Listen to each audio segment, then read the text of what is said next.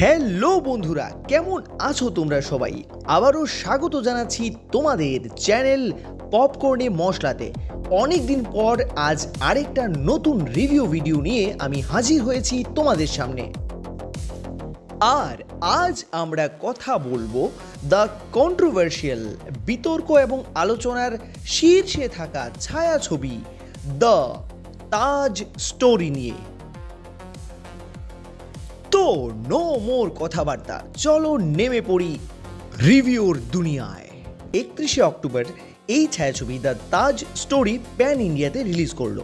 এই ছবির script writer এবং ডিরেক্টর একজনই তুষার অমরিশ গোয়েল, এবং ছবির সেন্ট্রাল ক্যারেক্টারে আছেন পরেশ রাওয়াল এবং সঙ্গে আছেন জাকির হোসেন, অমৃতা খানভিলকর, নমিত দাস, আরও অনেকে। সিনেমার পুরো গল্পটা একেবারে হোয়াট ইফ টাইপের, অর্থাৎ এতদিন পর্যন্ত যে ভারতবর্ষের পুরনো ইতিহাস আমাদেরকে দেখানো হয়েছে, পড়ানো হয়েছে, আদৌ কি তা সত্যি?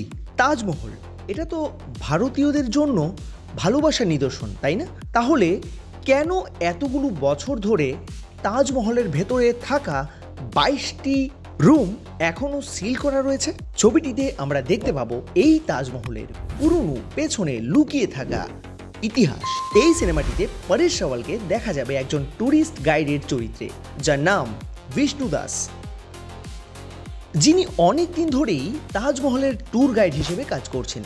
কিন্তু এভাবে কাজ করতে করতে একটা সময় ওনার মনে প্রশ্ন জাগে এই তাজমহলের পুরনো ইতিহাস খতিয়ে দেখার, এবং রিসার্চ করতে গিয়ে ওনার হাতে এমন সব তথ্য আসে যা আপনাকে পুরো ইলিউশনের মধ্যে ফেলে দেবে। সভ্যতা কো বার বার দুনিয়া ভর কে লোগোं ने खत्म। বিষ্ণু দাস অর্থাৎ পরেশ রাওয়ালের মনে এই প্রশ্ন জাগে যে এতদিন পর্যন্ত কেন ওই রুমগুলোকে লক করে রাখা হয়েছে, কি আছে এর মধ্যে?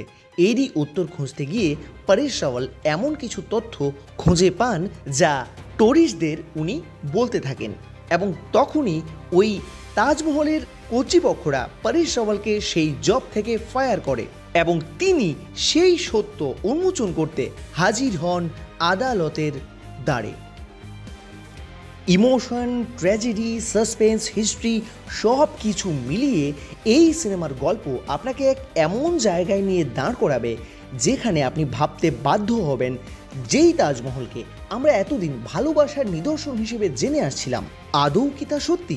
না, তাই বলে এই সিনেমাতে এমন কোনো গল্প দেখানো হয়নি যা ইতিহাসের পাতায় দর্জিত নেই। সিনেমার প্রতিটি দৃশ্যে পুরনো ইতিহাসের তথ্যকে সঙ্গী করে নির্দেশক এই পুরো গল্পটা সাজিয়েছেন। পরেশ রাওয়াল এমন একজন অভিনেতা যে ওনার সঙ্গে স্ক্রিন শেয়ার করা অন্যান্য সাপোর্টিং অ্যাক্টর যারা থাকেন, অন্যান্য সাপোর্টিং রোলে যারা থাকেন, তাদের অভিনয় প্রায় চোখে পড়ে না বললেই চলে। তবে পয়সা খরচ করে যারা সিনেমা হলে গিয়ে রোম্যান্স, থ্রিলার, অ্যাকশন এসব দেখতে চায়, তাদের জন্য এই সিনেমাটি তো একেবারেই নয়। এটি এমন একটি সিনেমা যা আপনি আপনার বাড়ির ছোট বড় সবার সঙ্গে হলে গিয়ে মজা করতে করতে দেখতে পাবেন এবং তাদেরকে কিছু একটা শেখাতে পারবেন। এই পুরো সিনেমাটা দেখার পর আমার লাস্ট একটি পয়েন্ট, সিনেমাটি দেখে আপনি এটা ভাবতে বাধ্য হবেন, আমরা এতদিন ভারতবর্ষের যে ইতিহাস জেনে আসছিলাম তা নিছক একটা সাজানো গল্প নয় তো? তাই আমি আপনাদেরকে বিশেষভাবে অনুরোধ করব আপনারা সবাই মিলে হলে গিয়ে এই সিনেমাটি দেখুন এবং অবশ্যই নিজের বাড়ির ছোট বাচ্চাদেরকে অবশ্যই নিয়ে যাবেন। তাই আজকের মতো পপকর্নে মশলার এই ভিডিও আমরা এখানেই শেষ করলাম। সবাই অনেক ভালো থাকবেন, দেখা হবে পরবর্তী ভিডিওতে। Thank you so much. दुनिया में कोई ऐसा मकबरा कभी देखा है कि जिसके ऊपर गुंबद हो, गुंबद पर कलश हो? इसका ताजमहल का डीएनए टेस्ट करवाए।